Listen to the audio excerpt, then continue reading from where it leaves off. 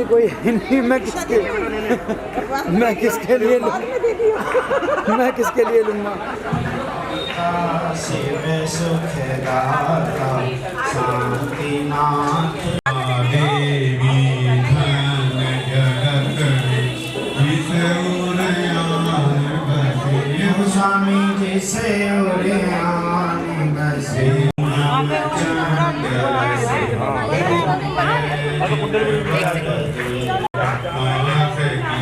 आनंद कर स्वामी आनंद करता हस्तिनापुर में जन्म महोत्सव आठ रचे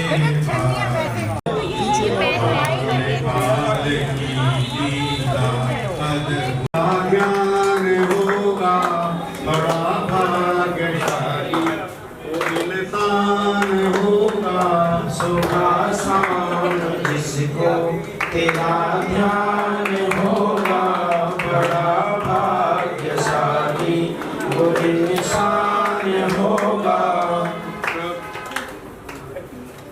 सुबह शाम जिसको तेरा ध्यान होगा बड़ा भाग्यशाली वो इंसान होगा।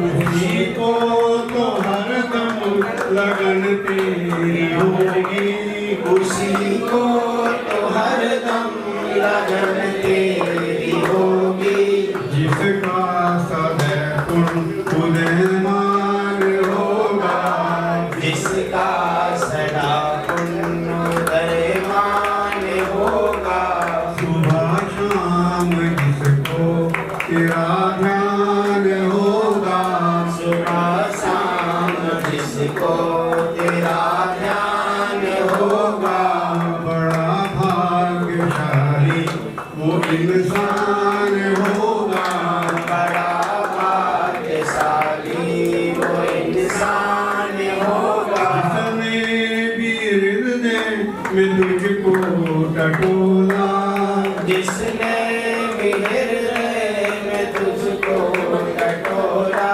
जिसने भी हृदय में तुझको टटोला जिसने भी हृदय में तुझको टटोला लगा खाक तन में क्यों हैरान होगा लगा खाक तन में क्यों हैरान होगा सुबह शाम जिसको तेरा ध्यान होगा सुबह शाम जिसको तेरा ध्यान होगा बड़ा भाग्यशाली वो इंसान होगा बड़ा भाग्यशाली वो इंसान होगा तेरे नाम से जो भी गाफिल रहेगा तेरे नाम से जो भी गाफिल रहेगा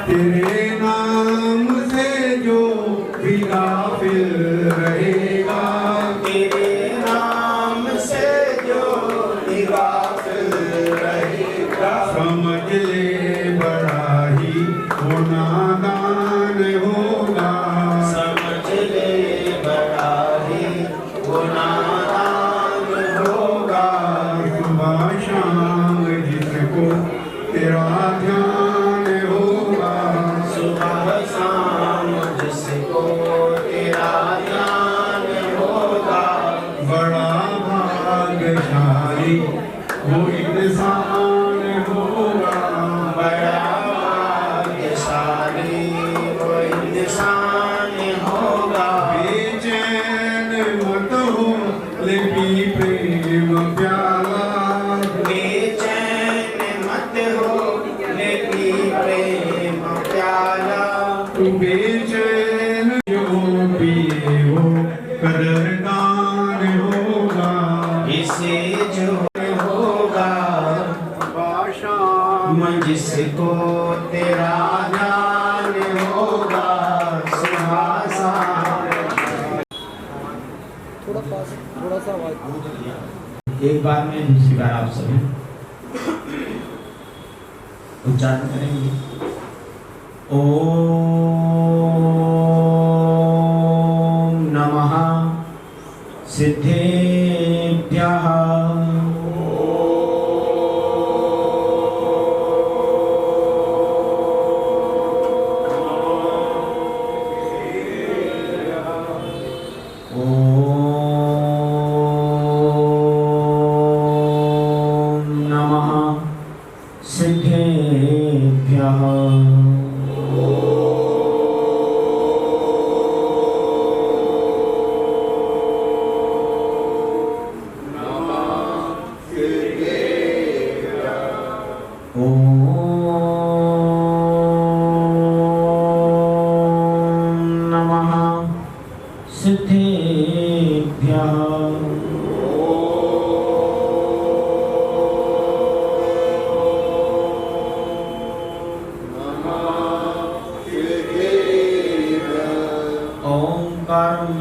संयुक्तं नित्यं ध्यायन्ति योगिनः कामदं मोक्षदं चैव ओंकाराय नमो नमः। अविरल सप्तगणो न प्रक्षालित सकल मलभूतल कलंका मुनि विरूपाशतीर्था सरस्वती हतो न दूरितान् अज्ञान तिमिरान्धानां ज्ञानाञ्जनशलाकया चक्षुरुन्मिलितं येन तस्मै श्री गुरुवे नमः। श्री परम गुरुवे नमः। परम प्राचार्य गुरुवे नमः। सकल कलश विध्वंसकं श्रेषां परिवर्धकं धर्म संबंधकं प्रतिबोधकारकं शास्त्रं श्री रत्नकं श्रावकाचार अस्य मूल ग्रंथ कर्तारा श्री ग्रंथ देवा तदुत्तर ग्रंथ कर्तारा प्रतिग्रंथ देवा केशां वचनानुसार महासाध्य आचार्य समर्थ भक्त स्वामी चितम।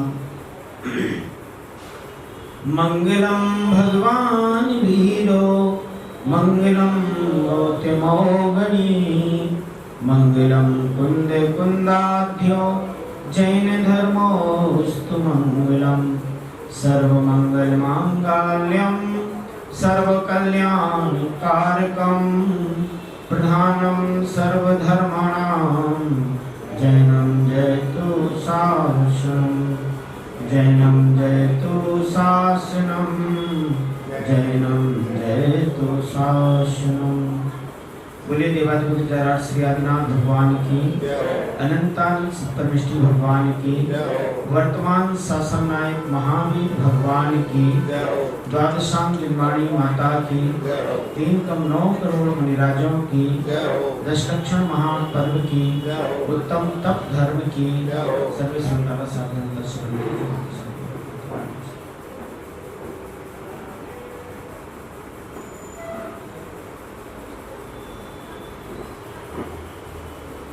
तब चाहे सुरराय कर्म से खर को बद्ध है द्वादश विधि सुखदाय क्यों ना करे निज सकति सम। कीजिए शक्ति प्रमाण शक्ति बिना पंक्ति बहुत छोटी है लेकिन इस एक पंक्ति ने हमें कायर बना दिया। किसी को भी पूछो एक ही बात कहता है, ये तो लिखा है कि ये शक्ति प्रमाण शक्ति बिना अगर आपका बस चले तो किसी तरह से फिर कोई शक्ति जुटाने की आवश्यकता ही नहीं है। कोई हिम्मत ही नहीं करना चाहता है कि मैं कुछ करूं। कौन चाहता है भूखा रहना, कौन चाहता है प्यासा रहना। हर व्यक्ति यही चाहता है जब मर्जी मन में आए तो खाओ पियो, जो मर्जी मन में आए वो खाओ पियो, किसी चीज से कोई परहेज ना हो, कोई परेशानी ना हो, ये तो सब चाहते हैं। रात में 2 बजे हो तो भी कोई परेशानी नहीं, 3 बजे हो तो भी कोई परेशानी नहीं, 4 बजे हो तो भी परेशानी नहीं, सो के उठ रहे हैं उनके सो रहे हैं पता ही नहीं। हमने क्या एक लाइन जोड़ ली बस, कीजिए शक्ति प्रमाण, लेकिन वो उसी लाइन में जो चीज है कि जो आपकी शक्ति है उस शक्ति को छुपाना नहीं है। जो शक्ति है उसको छुपाना नहीं है। लोग कहते हमसे होता नहीं है। अरे आपने करके कब देखा? पहाड़ तो बहुत ऊंचा है, चढ़ के देखा क्या? दूर से आपने देख करके कह दिया मैं तो जा ही नहीं सकता, पहुंच ही नहीं सकता, मेरे बस की नहीं है, मेरे अंदर इतनी ताकत कहाँ है? आपसे कोई कहे कि 10-20 मीटर थोड़ा सा तेज दौड़ करके दौड़ लगा लो, कितने लोग दौड़ लगा सकते हैं? सब लगा सकते हैं। तेज दौड़ करके लगा सकते हैं? पक्का नहीं लगा सकते? लगा सकते नहीं लगा सकते? आप तो बताओ। नहीं लगा सकते। और अगर मैंने लगवा दी तो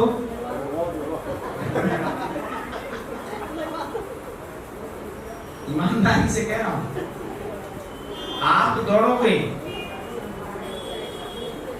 और इतना तेज दौड़ने का प्रयास करोगे जितनी आपके अंदर शक्ति नहीं है, फिर आप अपने बचपन में पहुंचोगे, उसको याद करोगे कि बचपन में जब एक बार मैं दौड़ा था या दौड़ी थी तो मैंने इतने तेज दौड़ा था, और उतनी ही तेज दौड़ करके आप आगे निकल जाओगे। पता है कब? पता है कब? जब आपको लगेगा कि अब परिस्थिति विपरीत हो गई, परिस्थिति अनुकूल नहीं है।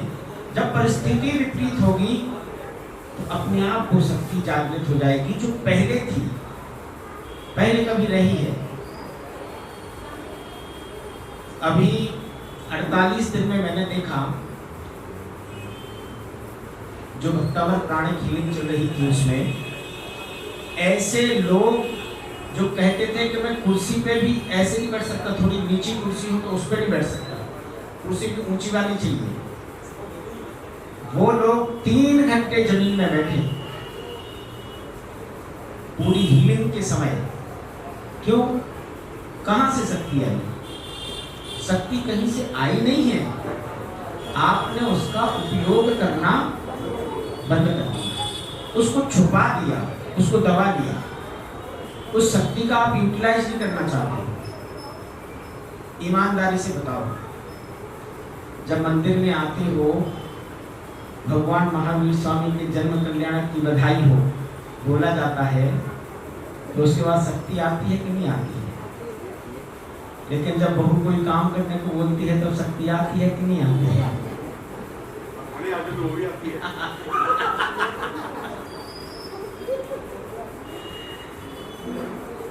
हम जब घर में होते हैं और बिस्तर पर पड़े होते हैं तो हमारा पैर, धूप हो तो भी हो, गर्मी हो तो भी हो, करोगे तो तब भी नहीं करोगे, करना तो तब भी है।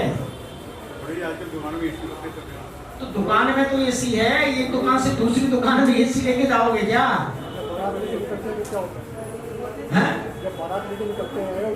हाँ,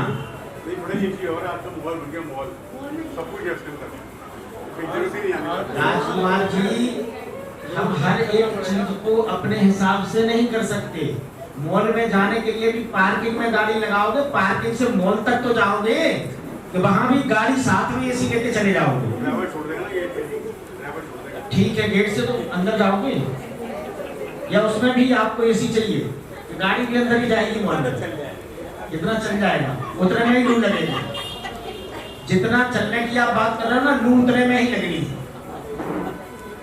जब आप गाड़ी से बाहर निकलोगे और बाहर चमचमाती हुई धूप होगी, तेज हवा चल रही होगी, तो वही हवा आपको अपने अंडर पास में ले लेगी।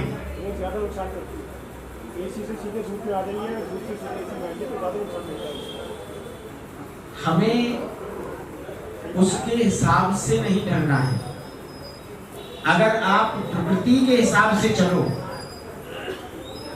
प्रकृति ने अपने आप को कितना सुंदर बनाया है।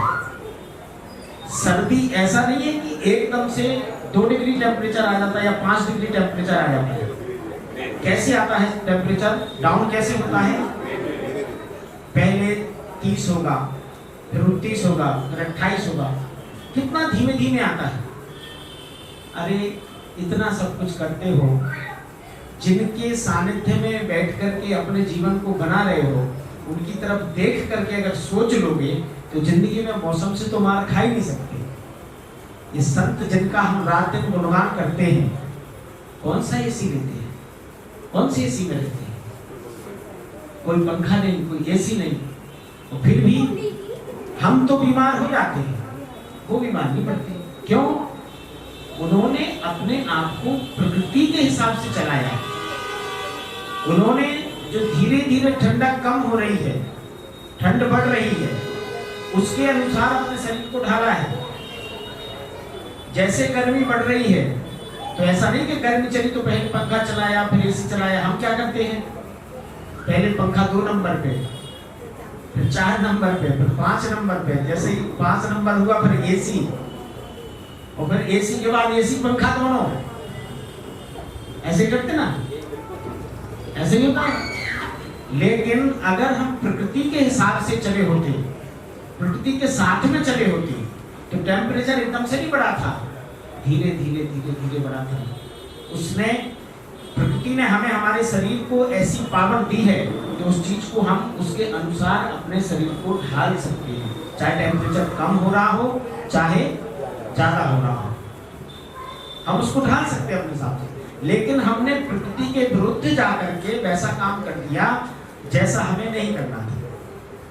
थोड़ी सी गर्मी लगी तो शीतलता चाहिए, और थोड़ी सी ठंड लगी तो गर्मी चाहिए। इसलिए तप तो तपना ही पड़ेगा, बिना तप तपे कुछ होना नहीं। कितनी पूजा कर लो, कितना पाठ कर लो, कितनी जाप कर लो, कितना स्वाध्याय कर लो, कितने ज्ञानी बन जाना, ध्यान रखना, जब तक तप की अग्नि में जलकर के सोना खरा नहीं होगा, पानी में कितना ही धोते रहना, कभी साफ होने वाला। और अभी हम जितने उपक्रम कर रहे हैं वो सब क्या है, सिर्फ पानी से धोने वाले हैं, तपाने वाले नहीं हैं, धोने वाले हैं। कोयले को पानी से धो करके सफेद करने का प्रयास कर रहे हैं, और कोयला कभी सफेद होने वाला तब तक नहीं है जब तक उसको आग के संपर्क में नहीं ले जाओगे। जिस दिन वो आग के संपर्क में चला गया, अपने आप सफेद हो जाएगा। लेकिन आग के संपर्क में नहीं आया तो सफेद होने वाला नहीं है, चाहे पानी से धो और चाहे दूध से धो, चाहे साबुन से धो। कितने बढ़िया से बढ़िया साबुन से धो लेना, चाहे डब से धोना, चाहे लक्स से धोना, सुंदर तो हो सकते हो, कोयले को सफेद नहीं कर सकते, ठीक है ना। तो उसको तो सफेद करने के लिए अग्नि में जलना ही पड़ेगा। और जब कोयलों को जलना है तो हमें भी अपने कर्मों को जलाने के लिए तप रूपी अग्नि को प्रज्वलित करना पड़ेगा। जब तक तप रूपी अग्नि नहीं जलेगी, एक भी कर्म बिना उदयना के खत्म नहीं हो सकता। ध्यान रखना, बिना उदय में आए खत्म नहीं होगा। कर्म को खत्म करना है तो पहले तप की अग्नि को प्रज्वलित करना पड़ेगा। तो तप की अग्नि प्रज्वलित होगी तो जब अग्नि से कोयला सफेद हो सकता है तो निश्चित रूप से हमारे कर्म जल करके उनकी भी भस्म हो सकती है, और हम भी परम पावन पवित्र सिद्ध परमात्मा जैसे बन सकते हैं। लेकिन बनने के लिए जो तप है उसको सबसे पहले अंगीकार करना पड़ेगा, स्वीकार करना पड़ेगा। बिना तप को स्वीकार किए कुछ भी नहीं हो सकता है। बस तप चाहे सुरराय, सुरराय किसको बोलते हैं, तप चाहे सुरराय। देवता भी चाहते हैं कि वो तप करें, लेकिन विडंबना ऐसी है, जब भगवान दीक्षा लेते हैं, भगवान दीक्षा लेते हैं और उस समय जब वो पालकी उठाने का अवसर आता है तो देवता मनुष्य के सामने हाथ जोड़ करके खड़े हो जाते हैं कि हम भगवान के सारे कल्याण कर रहे हैं, हमें अवसर दे दो कि भगवान की पालकी पहले हम उठा लें। लेकिन जो जैसा कार्य कर सकता है वो ही उस कार्य को आगे बढ़ा सकता है। इसलिए मनुष्य को वहां पहले अवसर मिलता है, भैया आप दीक्षा लेके इन जैसे बन सकते हो। जैसे आज ये दीक्षा लेकर के वन में जा रहे हैं, कल आप भी जा सकते हो और इनकी तरह सिद्ध परमात्मा आप भी बन सकते हो। इनका क्या है, इन्हें तो भूख लगेगी, अमृत चढ़ेगा, जो भी इच्छाएं होंगी तुरंत पूरी हो जाएंगी। ये संयम धारण नहीं कर सकते, ये तप नहीं कर सकते, तब तो केवल आप कर सकते हो। इसलिए पालकी आप सोचो, उस समय देवों को भी ये अफसोस होता है कि हम देव क्यों हैं, मनुष्य क्यों नहीं बने। आज हम भले ही सोच रहे हैं कि देवता बन जाए, आज हम भले ही सोच रहे हैं कि देवता बन जाए, लेकिन उस समय की स्थिति सोचो जब देव सोचता है कि काश हम मनुष्य होते। इसलिए ये जो पर्याय मिली है, ये जो मानव जीवन मिला है, इसको थोड़ा सा सफल करना है, क्योंकि मन मरा माया मरी, मर मर जाए शरीर, तृष्णा बैरन ना मरी। बस तृष्णा ही एक ऐसी चीज है, शरीर खत्म हो गया, हो रहा ना। शरीर जैसा आज से 10 साल पहले था वैसा अब नहीं है। अरे 10 साल की बात छोड़ो, जो पर्याय अभी है अगले क्षण नहीं है, अगले क्षण नहीं है। 10 साल की बात तो बहुत दूर की है, लेकिन क्या है कि जो क्षण क्षण में पर्याय का विघटन हो रहा वो तो हमें दिखाई नहीं दे रहा, लेकिन 10 साल पहले का तो हमें महसूस होता है ना, कि जो ताकत मेरे शरीर में 10 साल पहले थी वो अब नहीं है, और जो अब है वो आगे आने वाले 10 साल में नहीं होगी। इतना तो हम जानते हैं ना, इसको तो हम स्वीकार करते हैं। लेकिन शरीर के साथ शरीर कितना भी ढह जाए, तृष्णा बैरन ना, बस वो नहीं गई, वो बढ़ती ही रही, बढ़ती ही रही। शरीर घटता गया और तृष्णा बढ़ती गई। इसलिए 12 प्रकार के तपों में से जो भी हम तप सकते हैं, प्रयास करें, कोशिश करें, शुरुआत करें। शुरुआत करेंगे तो आगे बढ़ जाएंगे, जब तक शुरुआत नहीं करेंगे तो आगे नहीं बढ़ सकते। कितने लोग आप नियम ले रहे हैं? त्याग का दिन कल है, त्याग कल करवाएंगे। आज तो नियम लेने की बात है, त्याग करने की बात नहीं है। आज लेने की बात है, कल देने की बात करेंगे। आज लेने की बात है, कल देने की बात करेंगे। तो बहुत लोगों को परेशानी हो जाएगी। नहीं, कुछ नहीं है, सबसे हमें जिस पर्याय को आगे प्राप्त करना है, क्योंकि आचार्य समंत्र भट्टाचार्य महाराज कहते हैं, आचार्य कुंज स्वामी कहते हैं कि जो मंद कसाई होता है, जो मंद कसाई मतलब कसाएं जिसकी कमजोर होती हैं, जल्दी क्रोध नहीं आता, जल्दी अहंकार नहीं, 10 दिन नहीं, 10 दिन से जिंदगी थोड़ी चलेगी। देखो 10 दिन से जिंदगी नहीं चलती। 10 दिन अच्छे से निकाल दिए, 355 दिन 10 दिन ना खूब नहाए, खूब नहाए, खूब नहाए, और बस 11वें दिन क्या लोग कीचड़ में लौटने लगे। तो ऐसे नहाने से फायदा क्या है? नहाने का मतलब यह है नहाने का मतलब यह है, कोई बात नहीं, शुरुआत अच्छी हो जाए तो काम अच्छा हो जाएगा। वर्ष में 16 कारण कितनी बार आते हैं? 3 बार। पर्यूषण पर्व कितनी बार आते हैं? 3 बार।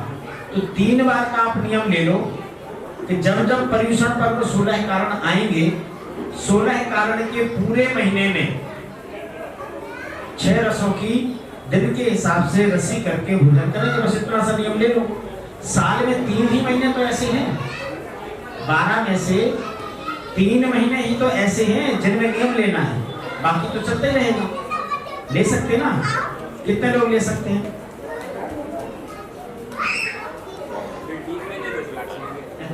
3 महीने 10 लाख बचे कितने?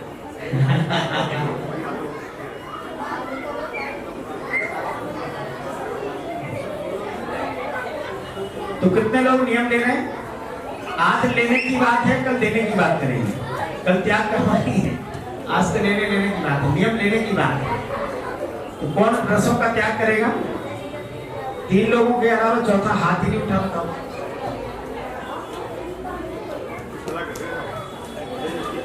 कैसे त्याग करना है ये सोच रहे हैं? कैसे त्याग करना है ये सोच रहे हैं? 16 कारण का 3 बार बहुत बढ़िया। रसों के साथ में 6 रसों का त्याग करते हुए देखिए, जो 3 बार नहीं कर सकते हैं वो इतना नियम ले लें कि एक बार भादों के महीने में पूरा छोड़ दो। 3 बार का आपको याद रहे नहीं, पता चला पर्यूषण ही निकल गया, बाद में याद आया अरे अभी तो पर्यूषण निकल गया, अब तो नियम था और ले नहीं पाए। क्योंकि जब हमारी मना स्थिति वैसी नहीं होती है तो हम ध्यान भी नहीं देते कि कब आए तो कब चले गए। जाने के बाद पता लगता है अच्छा पर्यूषण करना थे, अच्छा चला हम भी करने देखो। तो ऐसा नहीं, भादों का तो सबको पता रहता है, तो एक भादों का नियम ले लो। और सावन और भादों में अगर आप त्याग कर सकते हैं तो एक रस का तो परमानेंट त्याग कर दो, क्योंकि वैद्यों ने भी कहा है कि सावन भादों में दही नहीं खाना चाहिए, ठीक है ना। तो एक रस का त्याग तो अपने आप हो गया। एक रस का और त्याग कर सकते हो, कहना भाई सावन भादों में शुद्ध घी खाएंगे, तेल खाएंगे नहीं, बाजार का नहीं खाना। बाजार का तेल नुकसान करता है तो वो नहीं खाना है, शुद्ध घी खाएंगे। तो 2 रस का तो हो गया त्याग।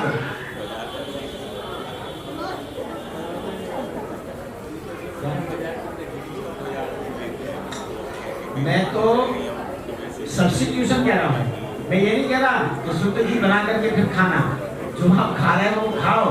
मैं तो 2 में से एक चीज त्याग करने की बात कर रहा हूँ कि अगर आपको लगता है कि घी शुद्ध नहीं मिलता तो कम से कम पीली सरसों का तेल ले आओ घर में, 2 महीने उसी से बना करके जो कुछ भोजन पकवान जो बनाने सब उसी से बना करके खा लो। और अगर आपको ऐसा लगता है कि नहीं तेल शुद्ध नहीं है, घी से खा लो, जो आपको शुद्ध मिलता है उसी खाओ। अगर 2 महीने भी हमने अपने आप को नियंत्रण कर लिया तो बाकी के 10 महीने धीरे धीरे ठीक होने लगेंगे, ये पक्की बात है, ठीक है ना। तो पूरा साल धीरे धीरे ठीक हो जाएगा। लेकिन अभी तो पहले 1 महीने 2 महीने की बात हम करें। जो लोग कर सकते हैं वो शुभारंभ करें, और कुछ नहीं कर सकते हैं। कितने लोग ऐसे हैं जो नियम से माला करते हैं नमोकार मंत्र की, नियम से रोज? नहीं, सब नहीं करते। देखो आधे से ज्यादा लोग 10-12 हाथ उठे, ज्यादा थोड़ा उठे।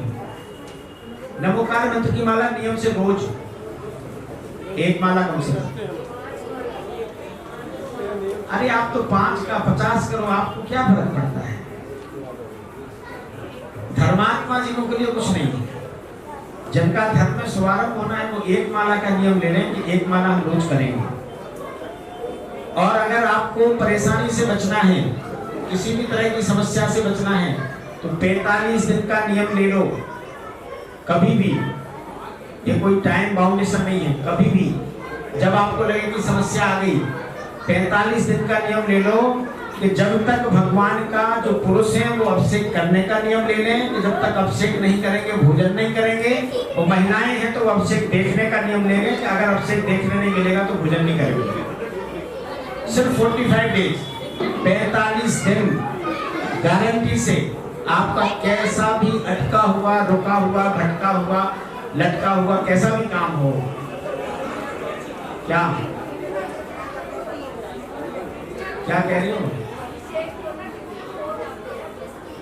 टीवी में तो रोज आते हैं, टीवी में रोज आते हैं, टीवी में तो रोज आते, टीवी में थोड़ा ऐसे। देखो एक मिनट, अगर अब से आपका टीवी में देख करके चल सकता है तो एक रसोई आती है, एक रसोई आती है, घर की रसोई 12 बजे टीवी में आती है, तो वो रसोई देखो, बनाना नहीं करना, वो रसोई देख के ही काम कर लेना। 12 बजे ठीक आती है मेरी रसोई, घर की रसोई, उसको पकवान बनाने बताते हैं, विभिन्न पकवान बनाते हैं, तो बस आराम से कहना भैया 12 बजे तक इंतजार करो, रसोई आएगी, देख लेना, काम हो जाएगा। अगर उसका काम हो सकता है तो उसका भी हो जाएगा, ठीक है ना। जो चीज विपरीत परिस्थितियों में आपको सुविधा के लिए दी गई, उसका मतलब ये थोड़ा ना कि हमेशा के लिए हम उसको उपयोग करेंगे। अगर कोई बीमार है और बीमार व्यक्ति के लिए वो घुमा के उठाने वाला बेड रखा गया है कि भैया वो उठ नहीं पाता तो उसको घुमा के उठा लो या बटन दबा करके उठा लो, तो उसको जिंदगी भर के लिए उसी पे लेटोगे क्या? अगर उस पर लेटोगे तो बीमारी ठीक नहीं होगी, ध्यान रखना। अगर उस बेड पर जिंदगी भर लेटोगे तो बीमारी ठीक नहीं होगी। इसलिए आदमी ये कहता भैया अस्पताल का जितने जल्दी छूट जाए उतने जल्दी दूर कर दो, छुड़ा लो, ठीक है ना। तो ये मोबाइल पर अभिषेक देखना सिर्फ कोरोना में जो आना जाना नहीं था उसके लिए बताया गया था, हमेशा के लिए मत रखो उसे, तो मोबाइल पर देख लेते हैं। बोलिए महावीर भगवान की। चलिए खड़े हो जाएंगे सभी, गुणगान स्तुति करें।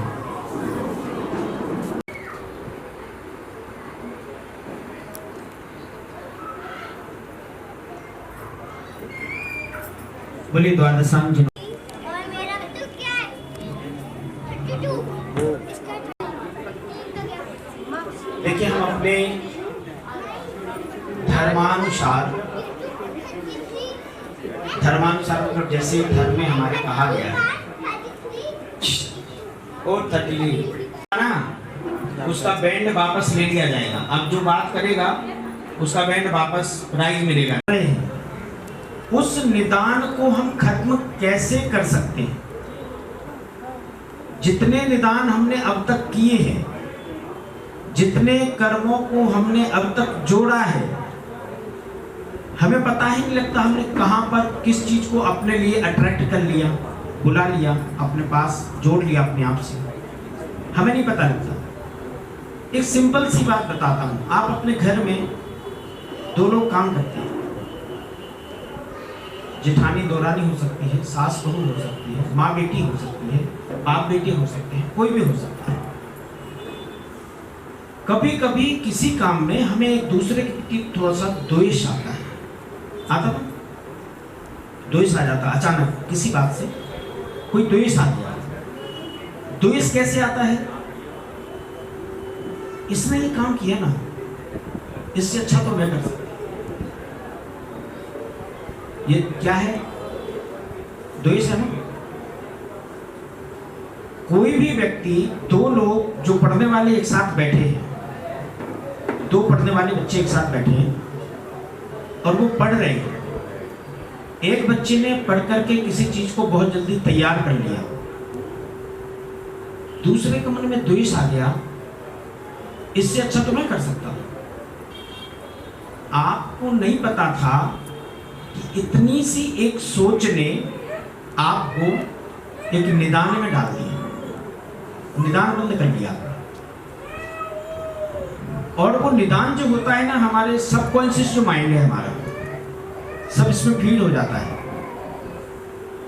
एक कॉन्शियस माइंड है जो हमें सारी चीजें दिखा रहा है, समझा रहा है, उनके बारे में हम जान रहे हैं, समझ पा रहे हैं। एक सबकॉन्शियस माइंड है जिसमें चीजें रिकॉर्ड होती रहती हैं आपके देखे बिना।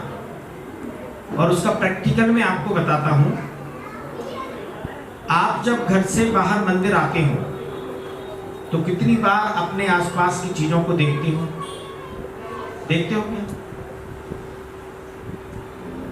जो व्यक्ति कार ड्राइव कर रहा है उसकी दृष्टि आसपास की चीजों पर होती है या रोड पे होती है? रोड पे होती है ना।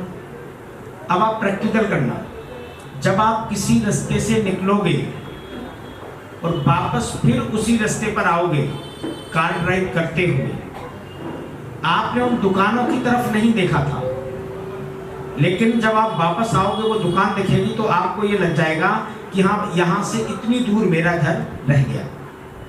ऐसा होता ना। आपने बेशक उसको ना गौर से देखा, ना ध्यान दिया, कुछ नहीं, आप सिर्फ वहां से निकले थे, आप सिर्फ निकले थे वहां से। और आपने निकलते हुए हमारा जो सबकॉन्शियस माइंड है, ये हमारे सराउंडिंग जितनी चीजें हैं उन सबको कैच करता है और वो सारी चीजें रिकॉर्ड हो जाती हैं हमारे यहाँ। और जब आप वापस वहां से निकलते हो तो वो ऑटोमेटिकली वो चीजें सब रिवाइज होने लगती हैं। कि ये चीज़ भी थी, ये चीज़ भी थी, आपने उसको देखा नहीं था, लेकिन वो सब रिवाइज होता है। हाँ ये भी था, ये भी था, ये भी मिला था, अब यहाँ से इतनी दूर घर रह गया, यहाँ से इतनी दूर घर रह गया, अपने आप ही रिमाइंड होता है, अपने आप रिवाइज होता है ना। अब आप सोचो, जो चीज़ आपने देखी नहीं है वो आपको रिवीजन में आ रही है, लेकिन जो चीज़ आपने सोची है,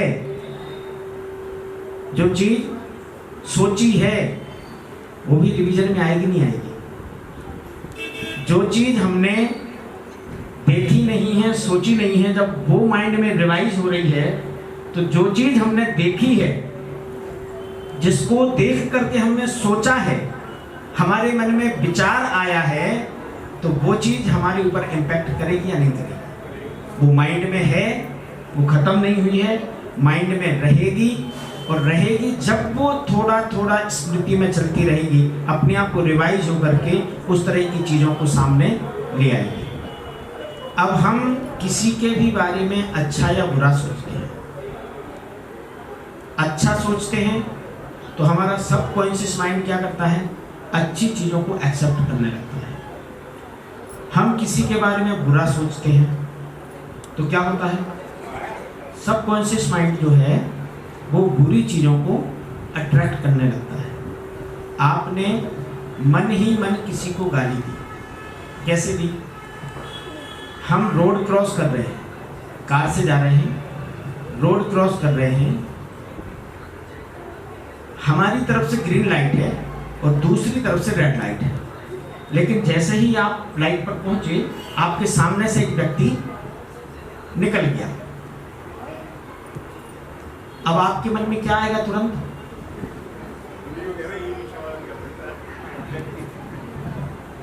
कोई भी ई रिक्शा वाला हो, साइकिल वाला हो, कोई भी व्यक्ति हो, XYZ कोई भी हो, एक व्यक्ति आपके सामने से निकल गया, तो आपके दिमाग में क्या आएगा? कैसा बेवकूफ है, अंधा है, दिखता नहीं, रेड लाइट हो रही है, अभी लग जाती, ये सारी चीजें आएंगी ना। हो सकता है आपने दो चार अच्छे शब्द उसके लिए बोले हो, तारीफ वाले, है ना, तारीफ वाले दो चार शब्द उसके लिए निकला है ना, दो चार अच्छे शब्द बोले हो। जो शब्द आपने बोले, क्या वो उसने सुने? लेकिन आपने तो बोले ना, वो शब्द कहाँ जाएंगे? हमारे तो माइंड में है ही, प्लस इस नेचर को हमने वो शब्द दे दिए, प्रकृति को। हम जो भी एक शब्द बोलते हैं, वो हमारा शब्द कभी खत्म नहीं होता, सब कुछ खत्म हो सकता है, लेकिन हमारी बोली हुई कोई भी चीज कभी खत्म नहीं हो सकती। इस एटमॉस्फेयर में वो चीज रहती है। वही चीजें जब इकट्ठी होकर के हमारे पास आती हैं, जब उन चीजों का इम्पैक्ट स्टार्ट होता है, तो हमारी लाइफ में ऑब्स्टिकल्स आने शुरू हो जाते हैं। आपकी एक पार्टी बहुत अच्छी है, बिल्कुल टाइम से पैसा देती है, आप लोगों के लिए बता रहा हूँ, पार्टी बहुत बढ़िया है और टाइम से पैसे देती है, लेकिन आपने एक चीज पढ़ी कि एक पार्टी थी कानपुर की, बहुत बड़ी पार्टी थी, बहुत ईमानदार पार्टी थी, और वो पार्टी अचानक फेल हो गई और उसने 10 लोगों का पैसा मार दिया। आपके दिमाग में क्या आएगा?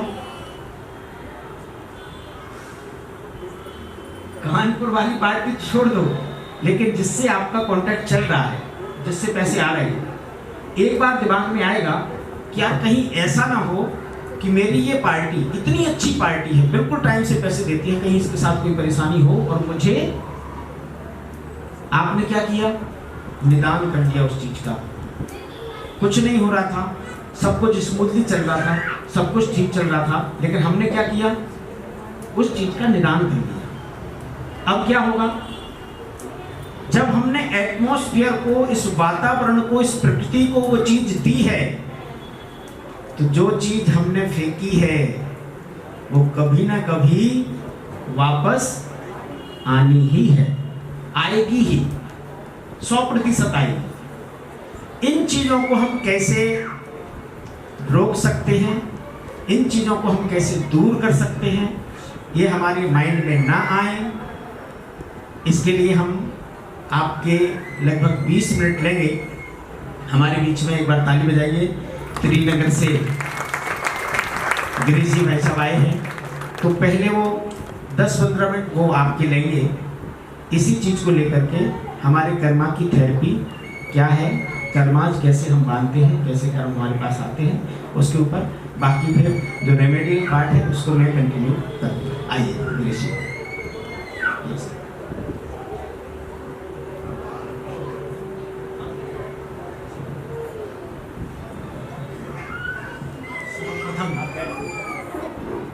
देवादिदेव श्री भगवान महावीर स्वामी के चरणों में बारंबार नमन वंदन।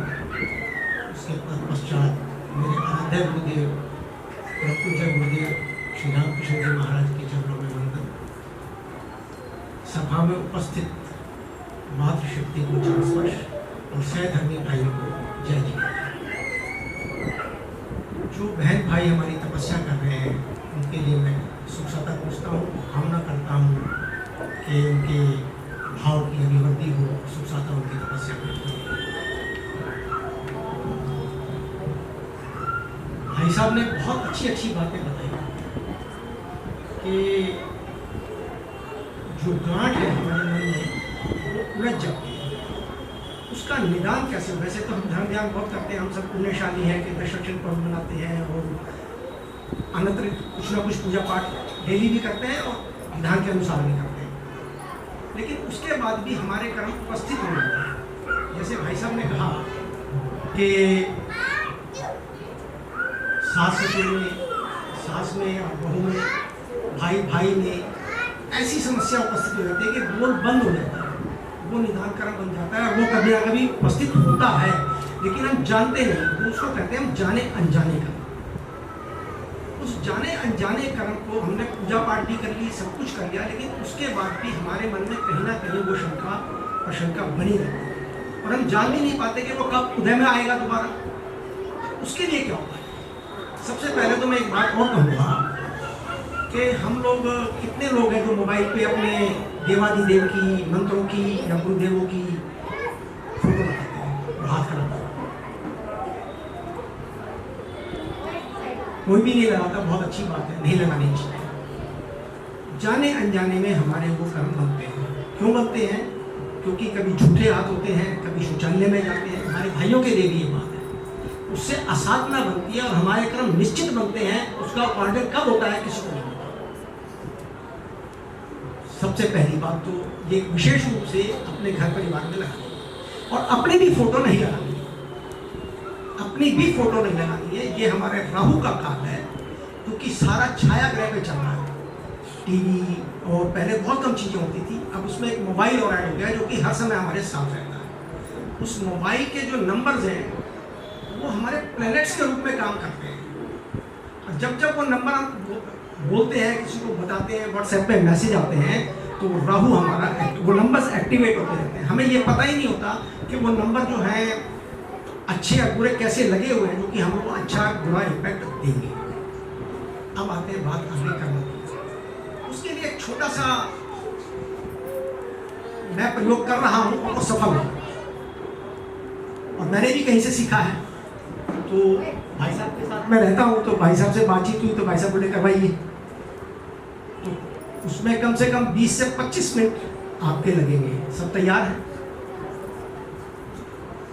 ये उन लोगों के लिए विशेष रूप से है जिनके बोध बंद हो गए हैं किसी कारण से, आपस के रिश्तों में, किसी भी रिश्ते में। मैं तो जो बोलूँगा, जैसे मैं बोला कि मैं मंदिर में हूँ, तो आप अपने भाव से अपने इमेजिन में कर सकते हैं। अगर आप कहाँ बैठ के, मंदिर में तो है ही, लेकिन कहाँ जा रहे हैं? मैंने कहा मैं रिक्शा में जा रहा हूँ, तो आप अपने पड़ोसी है तो आप रिक्शा में तो जाएंगे नहीं। आपके पड़ोसी के लिए बोले मैं घर से निकला, पैदल जा रहा हूँ, तो मैं वो करवाऊँगा। आप उसको समझने का प्रयास करें। अब हम शुरू करते हैं। सर्वप्रथम अपनी सभी आंखें बंद कर लेंगे, बिल्कुल नितांत साइलेंट हो जाएं। उस ध्यान में भी आपको सिर्फ अपने लक्ष्य पे आधारित होना है। यदि किसी के लिए भी आप कर रहे हैं कि भाई मेरी सास से है, मेरी नंद से है, मेरे भाई से है, और का नहीं करना। कोई भी कुछ कहे, आपको अपने उस लक्ष्य पर आधारित रहना है। आंखें बंद करके सब बैठेंगे और सर्वप्रथम मैं गुरुदेव महाराज की आज्ञा से ये काम करवा रहा हूँ, साधना करवा रहा हूँ। गुरुदेव हमें अपना आशीर्वाद प्रदान करने की कृपा करें। सभी अपने अपने गुरु का 9 बार सुमरन करेंगे।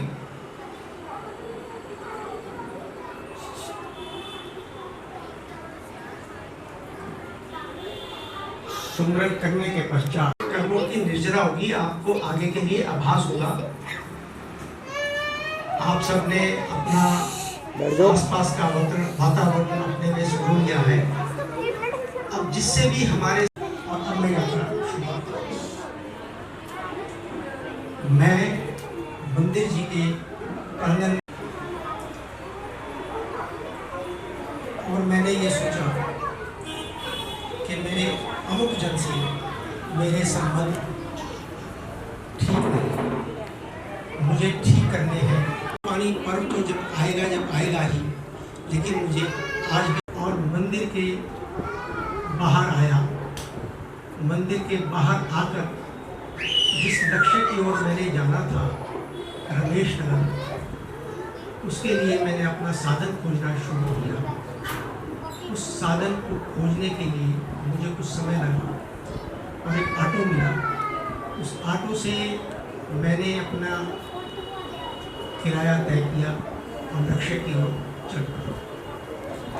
विभिन्न रास्तों से गुजरते हुए धीरे धीरे लाल बत्ती आई, लाल बत्ती को भी क्रॉस किया, ग्रीन को भी क्रॉस किया और अब मैं शनय शनय उस लक्ष्य की ओर बढ़ रहा हूँ। अब मैं रमेश नगर के आसपास पहुँच गया हूँ और कुछ ही क्षण में मैं उनके द्वार पे हूँ।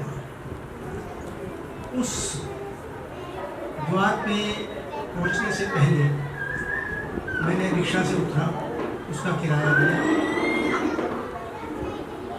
और भवन के दरवाजे पर पैदल ही पहुँचा। पहुँचने के बाद मैंने दरवाज़ा थोड़ा सा हिलाया तो वो खुल गया। मैं जैसे ही दरवाज़ा खुला भवन में, मैंने अंदर प्रवेश किया। उस व्यक्ति का मकान दूसरी मंजिल पे था, फ्लैट था। मैं लिफ्ट से ना जाकर अब सीढ़ियों से जा रहा हूँ। सीढ़ियों से चलते चलते चलते चलते धीरे धीरे मैं उनके फ्लैट के बाहर पहुँच गया हूँ। बाहर पहुँच मैंने उनके दरवाजे को धकेला। उस दरवाजे को जैसे ही धकेला वो खुला और मैंने अंदर प्रवेश किया।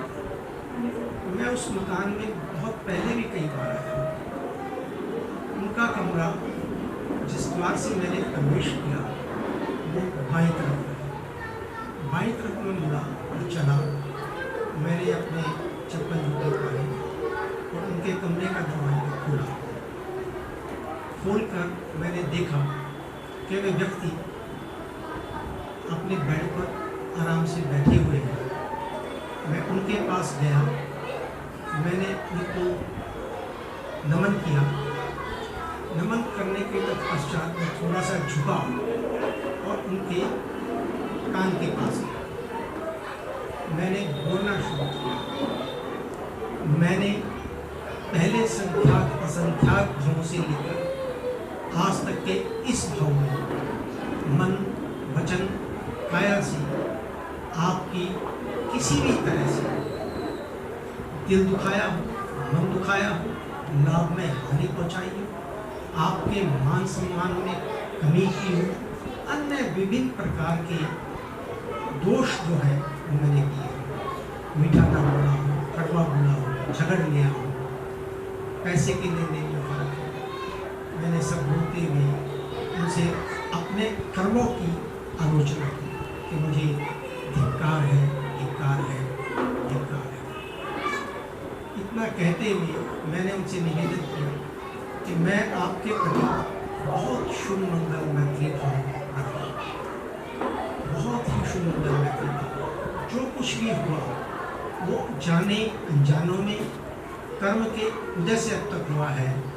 अब मुझ में समझ आई है मैं आपसे बात करना चाहता हूँ, क्षमा मांग रहा हूँ। आप भी कोमल हृदय बने और मुझे क्षमा करें। मेरे प्रति आप भी मित्रवत व्यवहार कीजिए और मुझे अपने पास बुलाइए। मैं भी आगे आऊँ, मैं भी आना चाहता हूँ। किसी तरह का राग द्वेष कषाय से परे होकर हम शून्य में मैत्री भाव रखते हुए जिए, यही मेरी कामना है।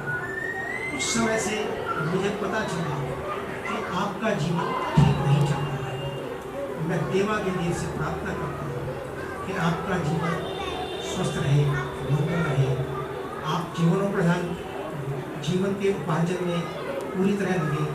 जो भी व्यसन आदि आपको लगे हुए हैं वो भी छूट जाए, ऐसी मेरी कामना है। और मुझे श्रद्धा और विश्वास अपने देवादिदेव पर है कि वो इसमें सहाय करेंगे। इस तरह मैं अपने कर्मों का निदान आपसे मांगने आया हूँ। ये कहकर धीरे से मैं फिर उठा और मुड़कर उनके सामने आया और सामने आकर मैंने उनको फिर नमन किया। उस नमन करने के बाद मैं फिर से उस दरवाजे पर आया, दरवाज़ा खोला, गैलरी में आया, जूते पहने, मुख्य दरवाजे पर आया। मुख्य दरवाजे से होता हुआ फिर मैं भवन के द्वार तक आया। द्वार पर फिर खोलकर बाहर आया। कोई साधन उपलब्ध नहीं था। उस साधन को खोजते खोजते मैं थोड़ी दूर चलाया और फिर मुझे वो साधन मिला। फिर मैंने ऊपर किया और मैं उसमें अपने तय करके पैसे जो मुझे देने हैं मैं उसमें बैठा और वहाँ से वापस अपने मंदिर के प्रांगण में वापस आने के लिए आ गया। धीरे धीरे ये सब भावनाओं के साथ मैं जो उभरता हुआ कि मेरे अंदर खुशी का उबार था कि मैंने अपने कर्मों से, मैंने उस भाई से, उस बहन से, उस माँ से, उस अपने पत्नी से या किसी भी से भी जो हमने माफ़ी मांगी थी मैंने मांग ली है और वो जरूर मेरे प्रति सहृदय रही है। ये करता हुआ मैं अपने मंदिर के दरवाजे पर उतरा और वापस आकर अपने स्थान पर बैठ गया। मैंने मन ही मन 9 बार नवकार महामंत्र का सुमिरन किया। आप भी करें।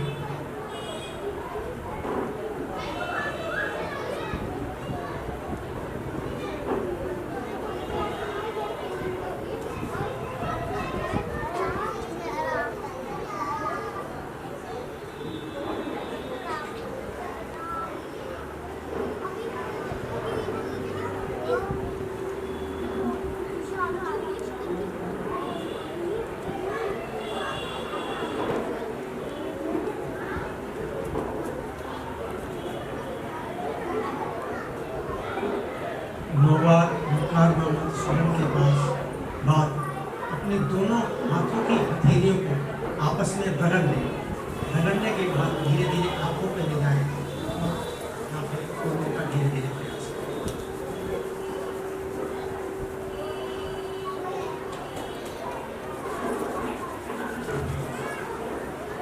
कैसा अनुभव रहा आप सबका बताएंगे? कुछ अनुभव हुआ, कुछ महसूस हुआ अंदर से या नहीं हुआ? जिनके पास खास तौर में मन में गांठें हैं उनके लिए, जिनके पास गांठें नहीं है उनका तो बहुत अच्छा है। और मैं तो ये भाव रखता हूँ कि आज धर्म सभा में ऐसा कोई व्यक्ति मुझे नजर नहीं आ रहा कि जिसके मन में कोई गांठें होंगी पहले से, लेकिन यदि हैं वो दूर होनी चाहिए किसी के लिए भी। और ये कार्य, ये जो साधना है, आप किसी के लिए भी, अपने व्यापार के लिए, अपनी सहेली के लिए, अपने से संबंधित किसी काम के लिए कर सकते हैं। और 95% रिजल्ट इसका है। मैंने खुद प्रयोग किया है और आप ये समझें कि जो लोग व्यसन से लगे हुए थे वो व्यसन से मुक्त हो गए इस प्रयोग इस प्रयोग को अपने ध्यान में रखें। और आगे कभी भगवान ना करे आपको जो भी जरूरत है, लेकिन यदि जरूरत पड़ती है तो जरूर करते रहें। इससे आपकी आत्मा निर्भर होगी, पुण्यार्जन होगा। और ऐसे प्रयोग किसी को ऐसे में ना बताएं, क्योंकि इससे आपके पास वो एनर्जी नहीं होती जो आप उसको दे सकें। इसको प्रयोग जो है ये आपके लिए है, आपके आगे फॉरवर्ड करने के लिए नहीं, ये ध्यान रखें। जय जय। सूत्र का मतलब होता है धागा और मंगल का मतलब मंगलमय है, धागों से बना हुआ मंगल सूत्र। अब हम जो बात जहाँ हमने छोड़ी थी वहाँ से हम आगे आ रहे हैं थोड़ा सा। हम कैसे किसी बात को अपने मस्तिष्क में रोक लेते हैं, ठीक है ना। इसका पूरा वैसे तो ट्रीटमेंट होता है। ट्रीटमेंट कैसे होता है कि हम अपनी मेमोरी को मेमोराइज करते हैं। अभी जैसे भाई साहब ने करवाया था ना कि आप गए हो, वहाँ पहुँचे, उस व्यक्ति के पास पहुँचे, हमें लगता है कि हमारे जीवन में ऐसी कोई चीज़ नहीं है जो हमें ऑब्स्टिकल्स दे रही है, मतलब रुकावटें दे रही है। अगर हमें ऐसा लगता है तो हम इस दुनिया के सबसे खुशनसीब व्यक्ति हैं। लेकिन मुझे ऐसा लगता है कि शायद इस दुनिया में कोई व्यक्ति ऐसा हो जो विदाउट ऑब्स्टिकल्स अपनी लाइफ चला रहा हो। रुकावटें, ब्रेकर्स या कोई परेशानी किसी से भी, जैसे जब क्षमावाणी होती है तो हम किससे क्षमा मांगते हैं? सुनील जी राजकुमार जी से मांग लेंगे, राजकुमार जी सुनील जी से मांग लेंगे। लेकिन सुनील जी उससे नहीं मांगेंगे जिससे 3 साल से वो चाल रहा है। यही होता है ना। एक्चुअल क्षमावाणी को है ही नहीं। क्षमावाणी वही है जो व्यक्ति पिछले 6 महीने से आपकी तरफ देख नहीं रहा है। अगर आप उसके पास जाकर के हाथ जोड़ करके उससे कहें, गलती उसकी थी, 100% थी, उसने ही की थी और उसकी गलती की वजह से मैंने बोलना बंद किया। लेकिन जिस दिन हम में इतनी सामर्थ्य आ जाएगी, सम्राट वही लोग कहलाते हैं, महावीर वही लोग कहलाते हैं, जैसे कहते ना क्षमा वीरस्य भूषणम, क्षमा वीरों का आभूषण है। वीर कौन है? जो दूसरे को क्षमा कर दे, क्षमा मांग ले वो नहीं, जो क्षमा कर दे। आप किसी को क्षमा कब कर पाएंगे? आप में ताकत होगी क्षमा करने की तभी ना। और आपने अगर क्षमा कर दिया तो सामने वाला तो अपने आप क्षमा। इस जीवन का सबसे बड़ा सूत्र है पहला कि पहले तो किसी से भी क्षमा याचना कर लो, और दूसरा जो आपका शत्रु बन जाए,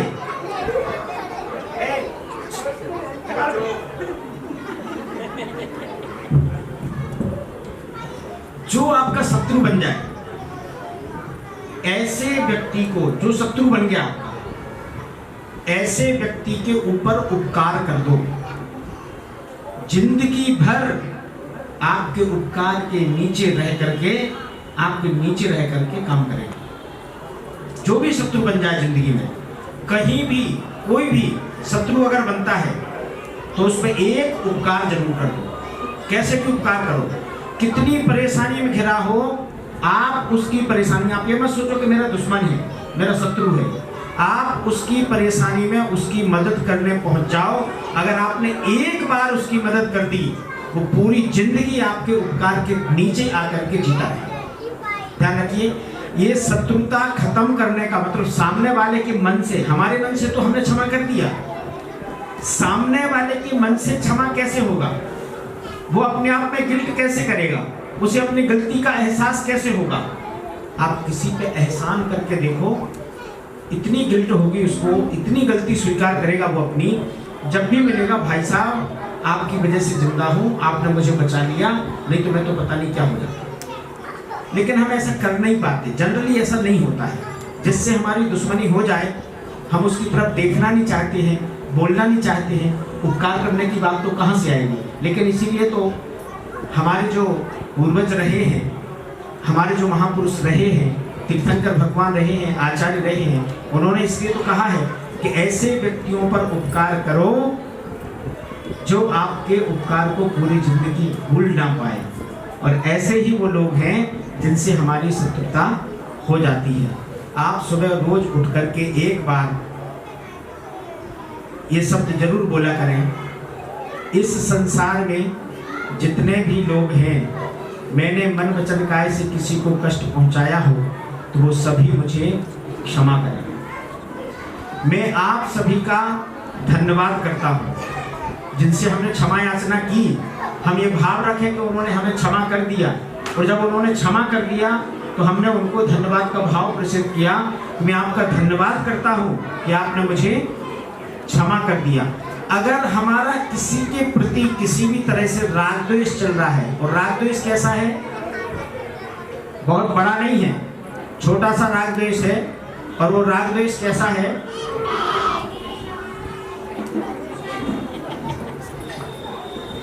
वो राग द्वेष कैसा है, घर का राग द्वेष बहुत छोटा छोटा होता है। हम एक दूसरे के प्रति ना मन में कितने संक्लिष्ट परिणाम करते हैं वो हमें खुद पता नहीं होता। तो वो जो संक्लिष्ट परिणाम है उनको खत्म करने के लिए आप भले ही उससे प्रत्यक्ष रूप से माफी मांगे ना मांगे, आप उसके सामने हाथ जोड़ करके आंख बंद करके उसको इमेज करके एक बार सामने कि वो खड़ा है, उसके सामने आप हाथ जोड़ करके ऐसे खड़े हैं और आप कह रहे हैं कि मेरी गलती के लिए मुझे क्षमा कर दीजिए, मैं आपका धन्यवाद करता हूँ, मैं आपसे बहुत प्यार करता हूँ, प्रेम करता हूँ, आप मेरे साथ ऐसे ही आगे बने रहे। बस ये 3-4 शब्द अगर आप बोलने प्रतिदिन, दुनिया में कितना बड़ा शत्रु हो, दुनिया में कितना बड़ा विद्वेषी हो, वो मित्र बन के आपके पास आ जाएगा। आपको उसके बारे में सोचना है जो आपको लगता है कि उसने आपके प्रति शत्रुता का भाव रखा है, चाहे परिवार का हो, चाहे दूसरा हो, चाहे व्यापार का कोई भी व्यक्ति हो। जो लोग पढ़ते हैं आपस में उनमें मनमुटाव हो जाता पढ़ाई को लेकर के, एक दूसरे की पढ़ाई देख करके, तो उसमें आपको कुछ नहीं करना है, सिर्फ यही भाव भावना है बस कि भैया मैं आपसे क्षमा याचना करता हूँ, मुझे माफ कर दीजिए, मैं आपका धन्यवाद करता हूँ, आप मुझसे और मैं आपसे बहुत प्रेम करते हैं।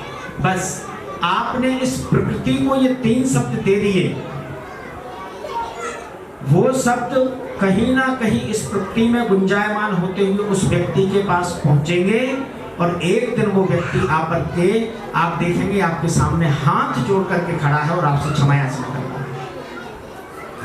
हम उसके पास गए नहीं, हमने उसका कुछ किया नहीं, हमने उससे कुछ बोला नहीं, लेकिन वो व्यक्ति अपने आप चल करके हमारे पास आकर के माफी मांग रहा है, क्योंकि हमने सदैव ऐसा भाव बनाया है कि हम पहले उससे क्षमा याचना कर रहे हैं, फिर उसका धन्यवाद कर रहे हैं, और हम आपस में प्रेम रखने की बात कर रहे हैं। अगर हम ऐसा कर पाते हैं तो निश्चित रूप से मानिए जीवन के जितने भी ऑब्स्टेकल्स हैं, जितनी भी परेशानियां हैं, वो हमारी अपने आप दूर हो सकती हैं। हम करना क्या चाहते हैं करते नहीं हैं, जो हमें करना है वो हम करते नहीं हैं। अगर हम ऐसा करने लगेंगे तो निश्चित रूप से हम सफल होंगे। ऐसी सफलता को प्राप्त करने के लिए आप ये 3 लाइनें जब भी आपका मन करे, दिन में, रात में, सुबह शाम, जब भी, बस आपको उस व्यक्ति को सामने खड़ा हुआ देखना है और उसके सामने हाथ जोड़ करके एक बार क्षमा याचना करनी है कि भैया मुझे क्षमा कर दीजिए, मैंने आपको क्षमा किया और हमारे आपस में बहुत प्रेम और स्नेह है। बस इतनी सी बात में आपका काम हमेशा के लिए हो। तो अगर हम ऐसे करते हैं, और दूसरा, अगर हमने किसी चीज को लेकर के, जैसे कोई परेशानी आई है,